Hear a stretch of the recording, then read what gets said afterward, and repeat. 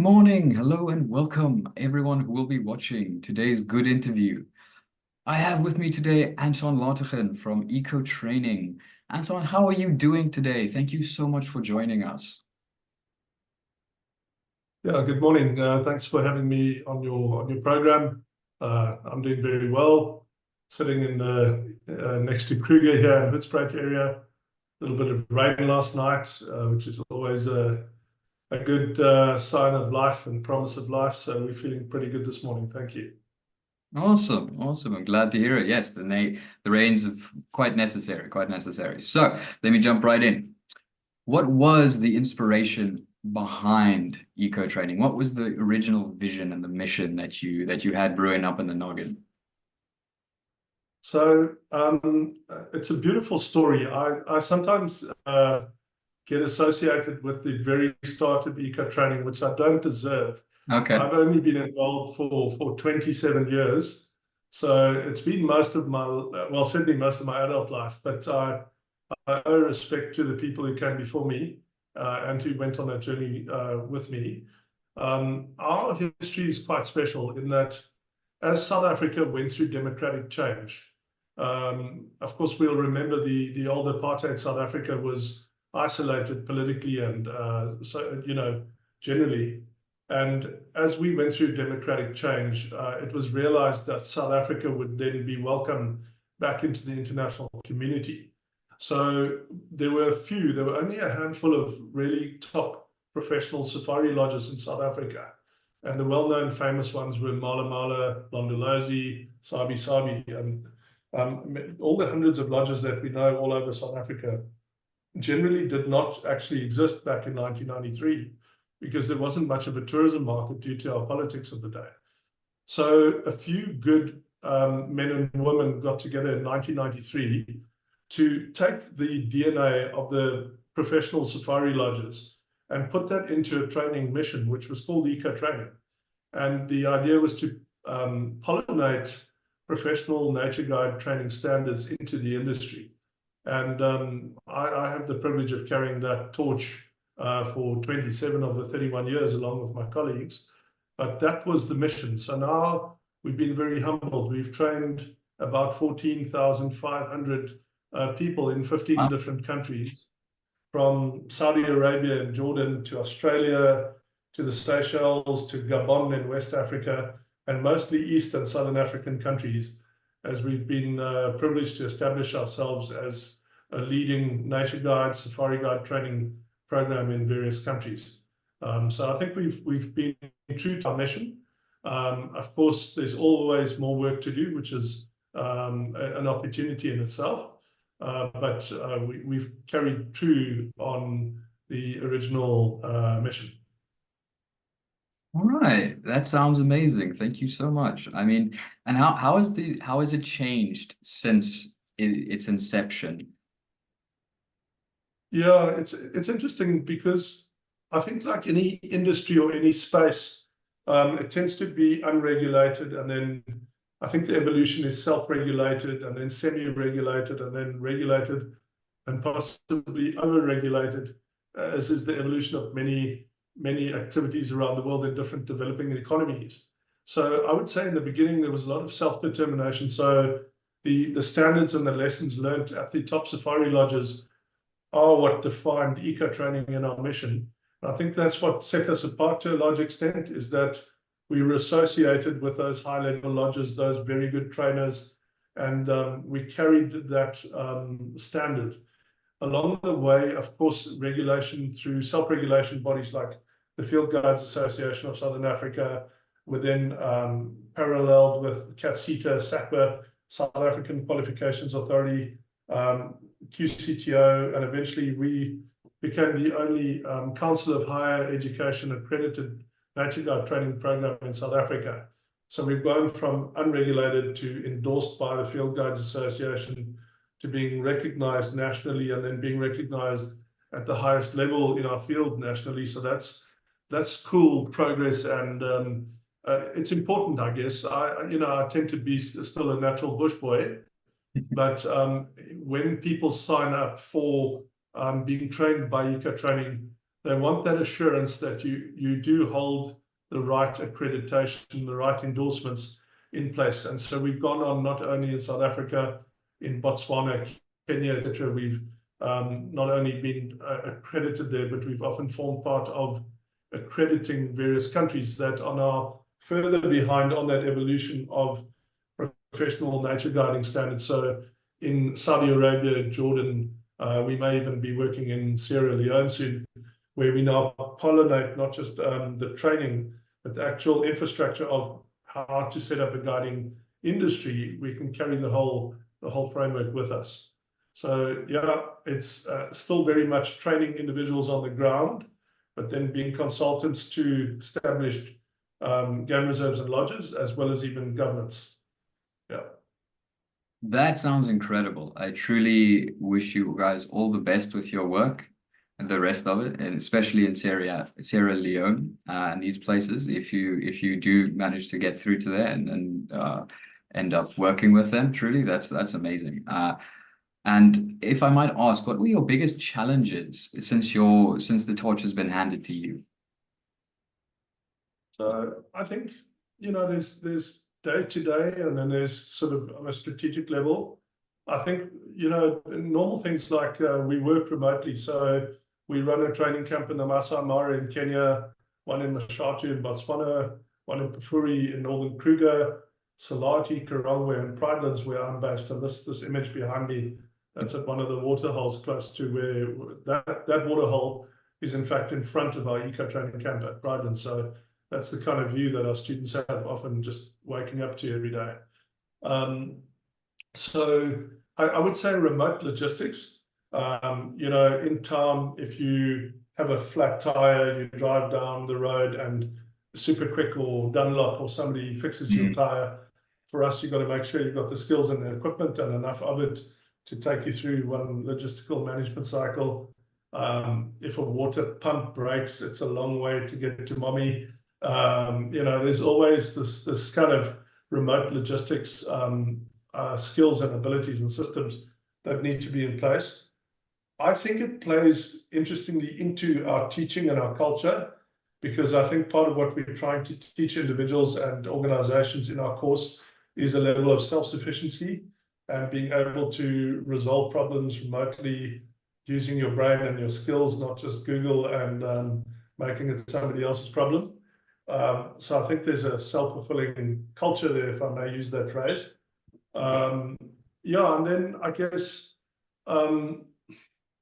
I think philosophically, one of my challenges is I think that in the tourism industry and in the conservation space, a lot of energy and focus goes into high-level hospitality as a priority, which is a great driver of revenue, which sustains ecotourism environments, which in turn protects biodiversity.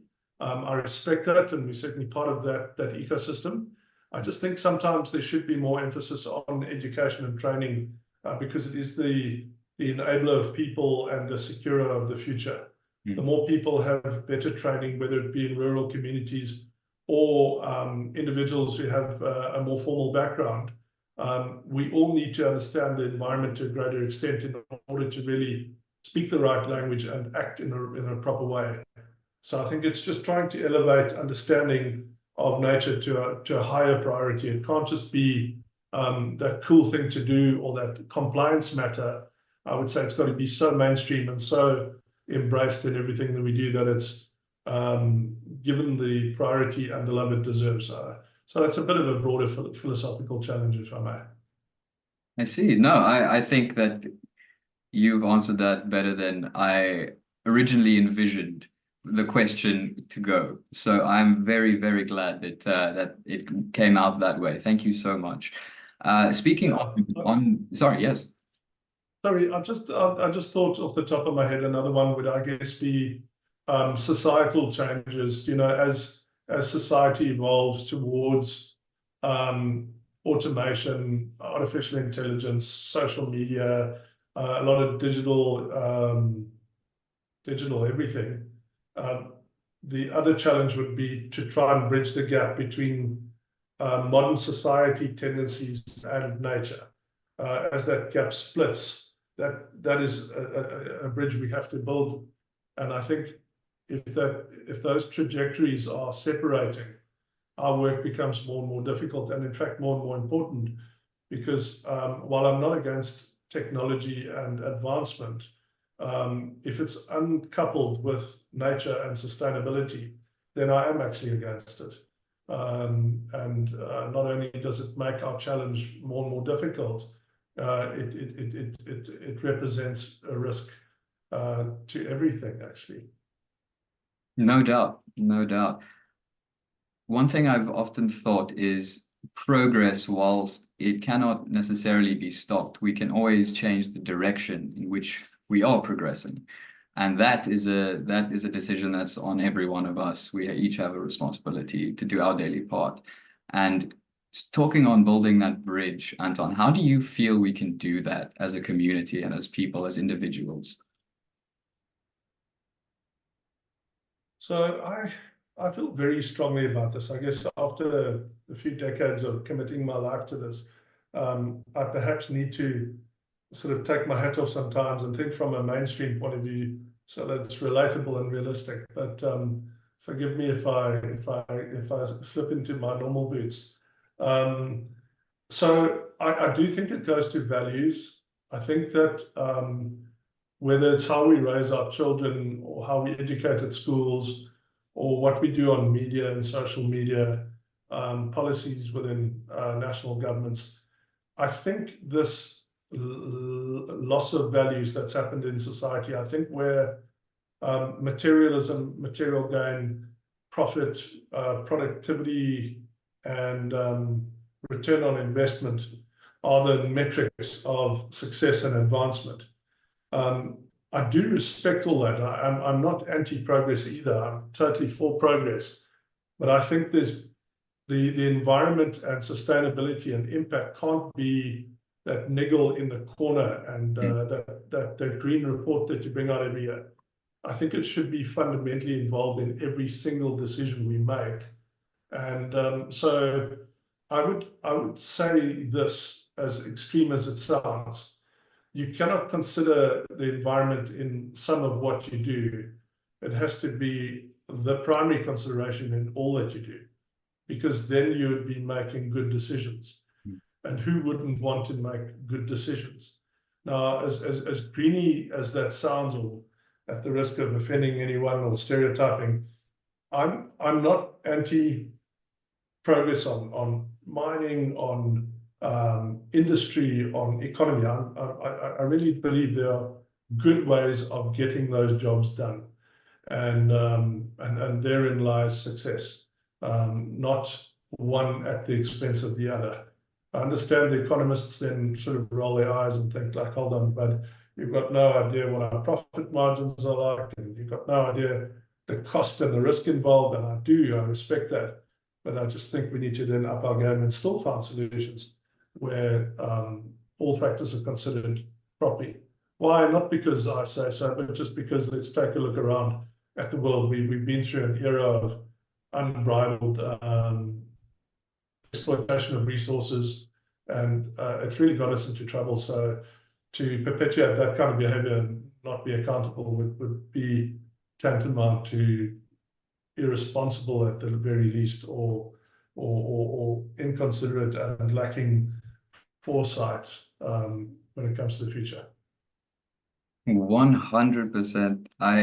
I am very much inclined to agree with you there, Anton. I can understand the caveats you put in place, but at the same time, yes, it is. I am in agreement that it is something that we all need to be cognizant of on a daily basis. We are the planet. We are part of the planet, and therefore we need to be able to look after ourselves, which is part of the planet as well, you know.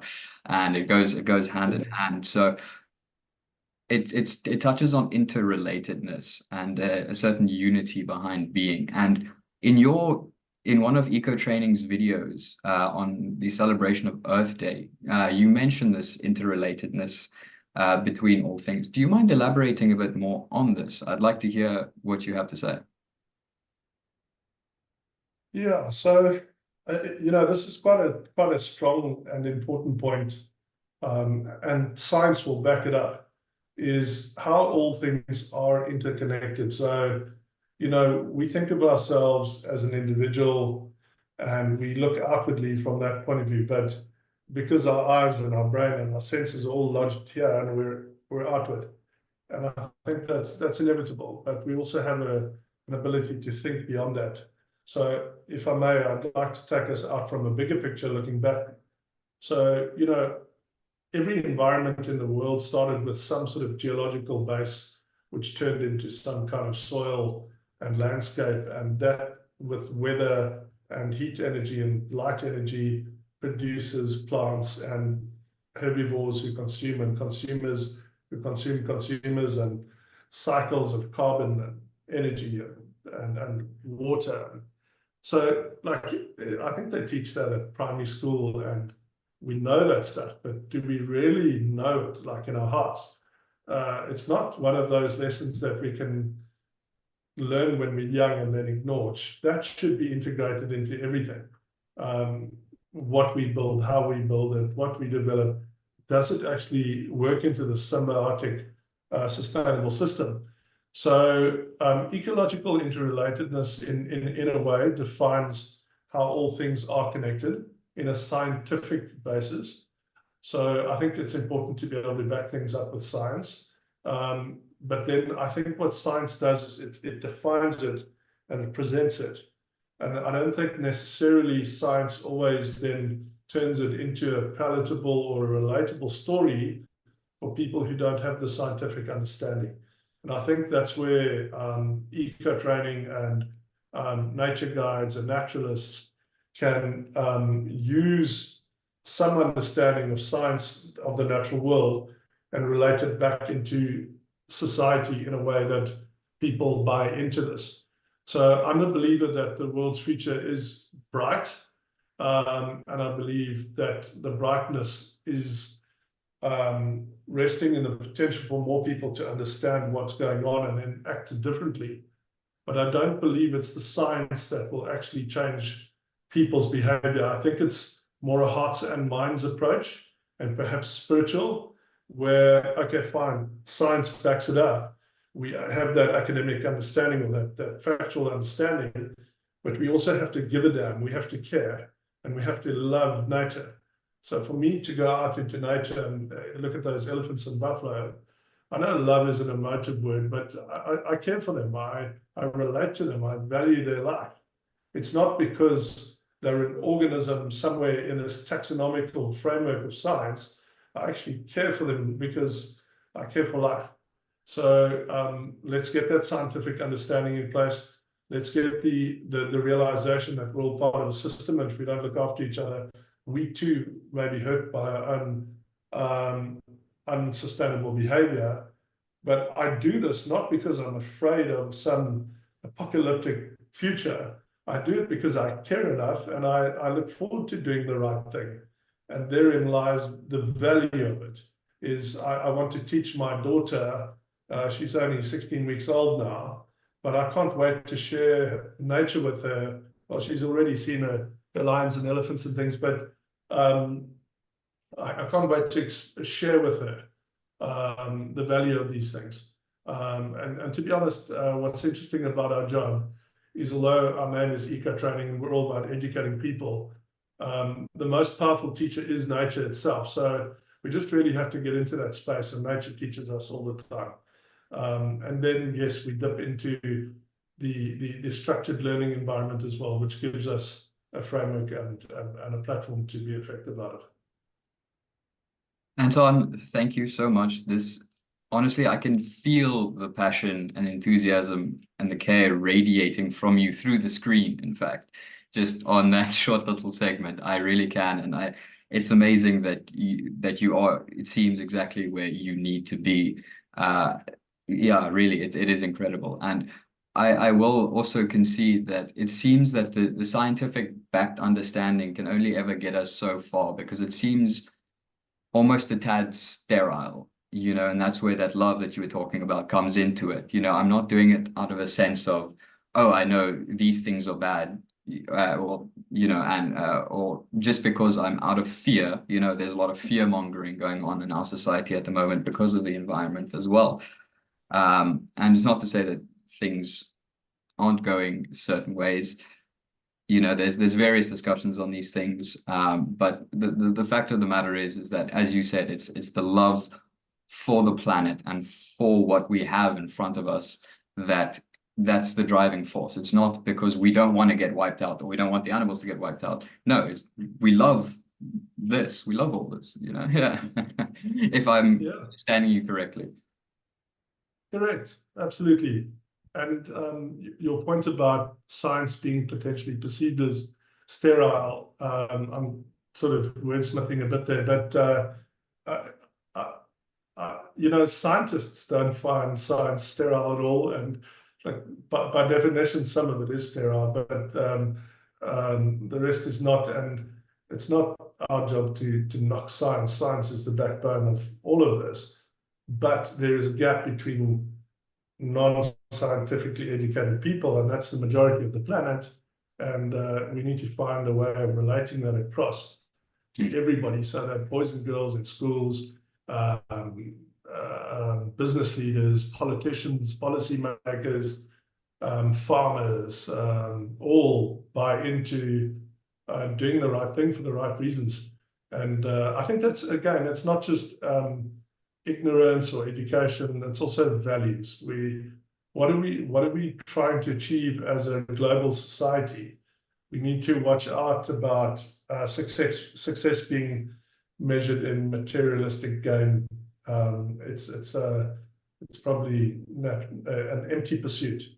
How is it that we live in this generation where some of the wealthiest people in the history of the world are now leaving their wealth to others to do good? Why don't we pay attention? This not to say that like being financially successful is empty. It can be very fulfilling, I'm sure, to have nice toys and live comfortably and travel the world. I don't knock that at all, to an extent. But it's also that people seek a bigger purpose. And if they can take some of that wealth and help others, whether it be as human beings or as citizens of the natural world, others as in whether it be rhinos or rainforests or a reef, therein lies the value of life. So I think we live in interesting times. I think we need to manage the narrative. I think we need to point out the revolution has started, and some of the most wealthy people in the world are leading the way, and perhaps they need to be given the praise and the respect that deserves, because that then, being thought leaders, will give younger generations and other so-called successful people a chance to follow in the way of their positive vision. Wow. All right. Thank you so much. Again, I'm going to hop on the point of where you're talking about success being defined a certain way. Could I ask how you define success? Yeah, with pleasure. So I think I'd like to give a sort of a multifaceted approach, in that when I started off as the trainer at EcoTraining, I was living in a dome tent for 5 years on a mattress on the ground with no running water for part of that, and walking in the Sabi Sands with a rifle, and just being out in the wilderness. And I absolutely loved it. I loved it. Some people might perceive it as hardship, or if you had to take that standard of living and put it in a socioeconomic space, it would probably equate to poverty. Whereas I was a privileged person choosing to live in the wilderness and living the dream of being in amongst the elephants and the lions every day. So my mindset was about privilege, and I'm in this wonderful environment. So I think right off the bat, like what is success, and it's got to be measured according to your values. And I think that this modern value system that measures success as materialistic gain is part of the problem. So we need to address that. But for me, EcoTraining then grew and grew and grew. And at one stage, we've trained in like 9 venues in 6 countries, all at the same time, with 31 trainers. And to use that old saying, we're going like a Boeing, and so success could be measured in impact, the number of students we trained. I've had the privilege of going over to China a few times, doing talks there. I was part of a group of speakers in the Shanghai Philharmonic Hall that reached a full hall in Shanghai, speaking to an audience of one of the most influential cultures in the world. I was privileged to be part of a conference where we advised the Shanghai government on greening of the Yangtze River estuary, the Yangtze River bank and green belts in Shanghai. Taking our hearts and minds and sharing that with one of the most impactful cultures in the world, to me, that was a height of success in terms of impact. We've had growth in our organization, and with that, we've also had financial growth, which has afforded us more camps and more equipment. But we tend to try and channel that back into our mission, so that the mission can speak for itself.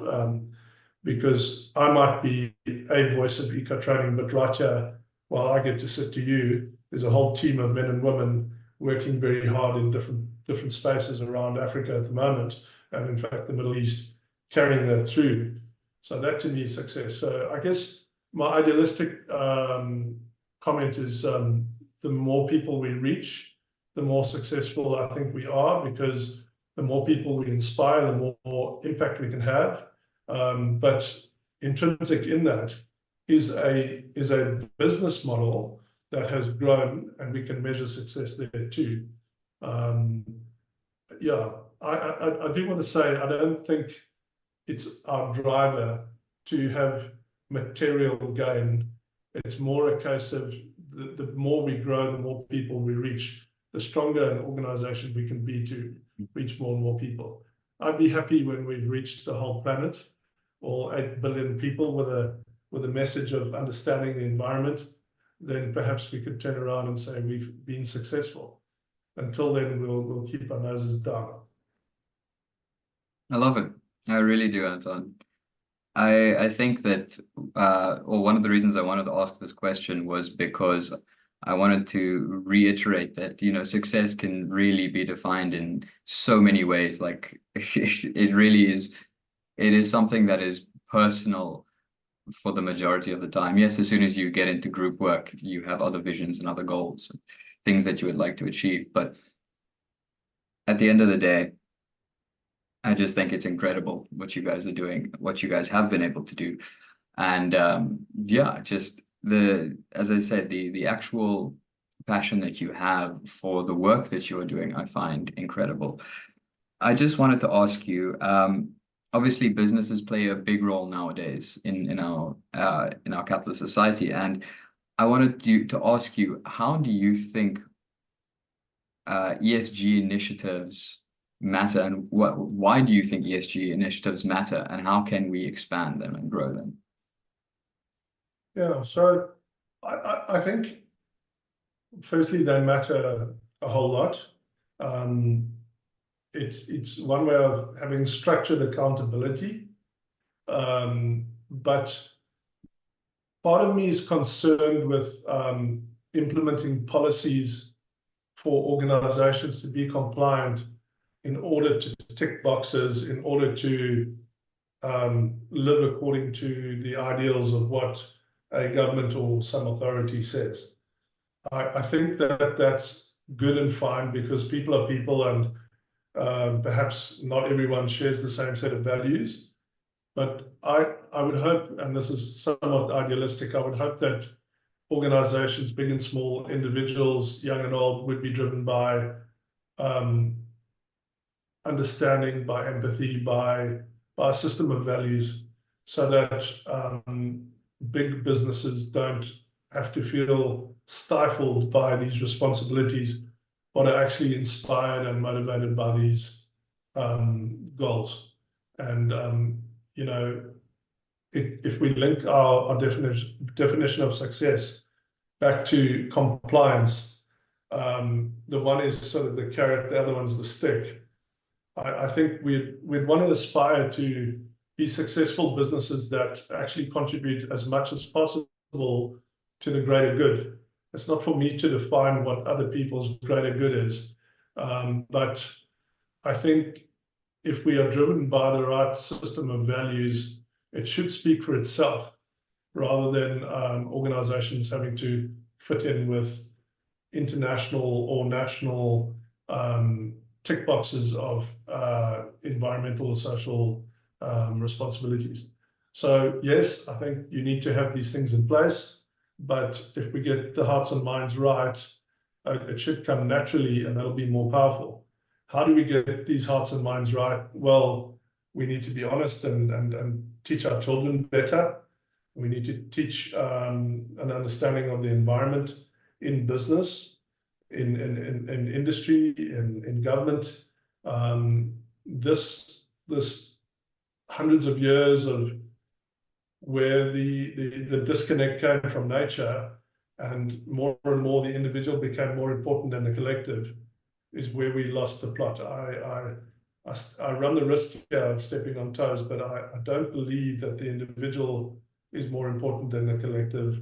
And I think there's a lot of drivers in modern society nowadays, social media being one of them, where self-determination or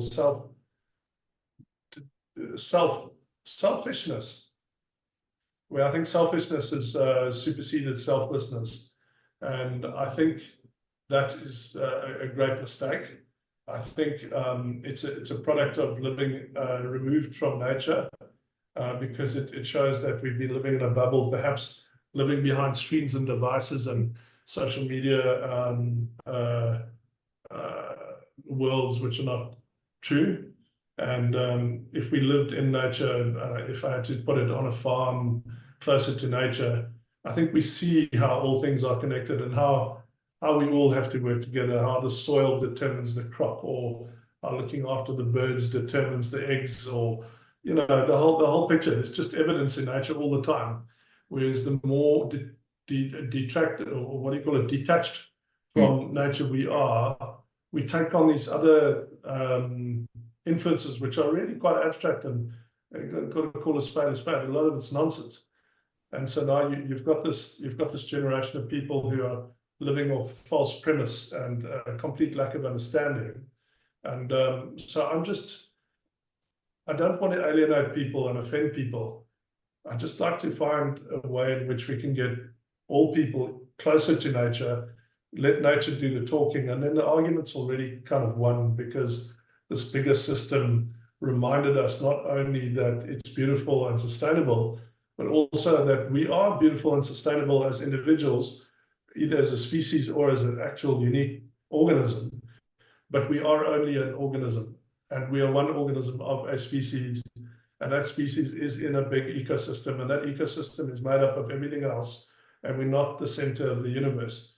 I think just to try and bring that perspective in might affect the way we behave, because there's a lot of misguided self-importance going around. That was stunning. Thank you for painting us that picture. And would you then say that would be your message for the future generations? Is there anything else you would like to say about or that you have in mind that you might want to share? Yeah, I think what I'd like to share is a positive message. It's really a very hopeful message, is that nature is so immaculately intelligent.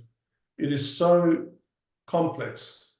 The holism, the interrelatedness is so good and complete and resilient, that if we take the time to understand what it's about, not just on a weekend I went off and did a game drive and had a couple of gin and tonics, but the actual full understanding of how the natural system works, we can gently allow it to come into our consciousness, into our thinking, our deliberate thoughts, our strategies, our plans, and then understand ecological succession. So you've got pioneers, subclimax, climax.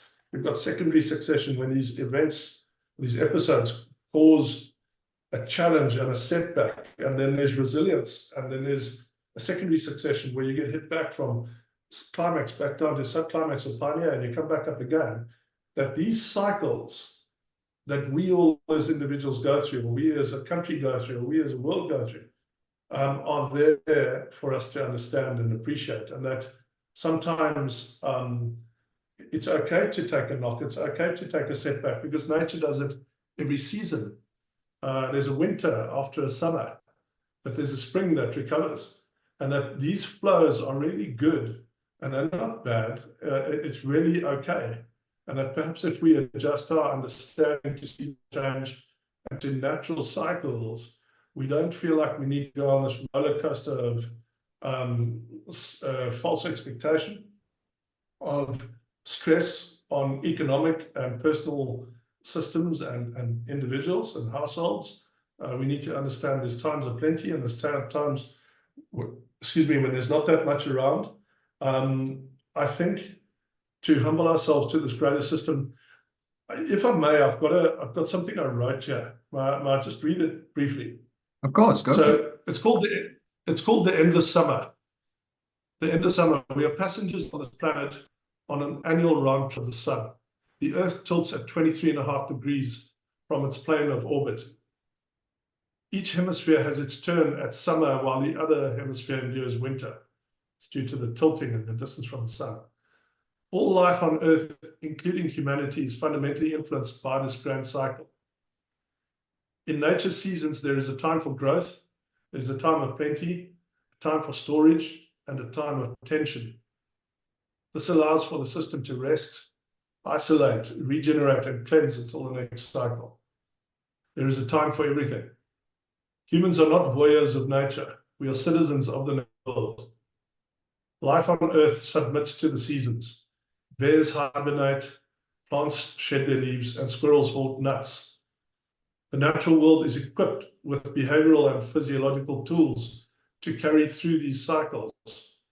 Humanity released our natural nous and developed artificial strategies to overcome the seasons. Our strategies aimed to provide a synthesis of an endless summer. We use our linear understanding of the sciences and continually take from the earth. We take as much as we can. We call this production. We exchange what the earth provides for a coin. We gather coins to buy us a place at the table. We order a plate of endless summer. However, the axis that is tilted at 23.5 degrees is serving only one season at a time. There is a time for everything. So that's our message. I think let's understand the natural cycles. Let's work with these natural cycles. Let's not be afraid. Let's allow the regeneration, the impact that humanity's had on the planet. It's not the end of the world, literally. Nature always wants to regenerate. So all these good people that plant trees around the world, my hats off to them, because one tree can produce 10,000 seeds, and 10,000 trees can become a forest. And so too with the butterflies and the birds, the pollinators. So basically nature's waiting to make a comeback. We just need to adjust our behavior. If we allow nature to make a comeback, not only do the weather cycles, the food security cycles improve, but our quality of life, our mental well-being, the beauty of the world, and the hope that children need for a bright future is tied up in the recovery of nature. So let's be cognizant of that. Let's work towards that. Let's celebrate that in farming, in industry, in law, in architecture. It's all there. Let's just embrace it and work with it. Then we're sitting in a place not for an endless summer, but where we can enjoy all seasons together in harmony with nature. That's really, it's a message of hope. It's just about understanding and working with these natural cycles. Oh, Anton, thank you so much. That was absolutely beautiful. I really, really enjoyed that. And I'm sure you're going to reach many hearts with that message. Thank you so much for everything that EcoTraining does. Please, by all means, continue your great work. And yeah, we're working towards that sustainability one day at a time, one day at a time. But thank you for taking the time to join us today. I hope you have a fantastic week further, and we'll chat again soon. Bye-bye. Thank you so much for the privilege of being here, and thanks for allowing us to reach a few more hearts and minds through your platform. We're very humbled, and we appreciate it.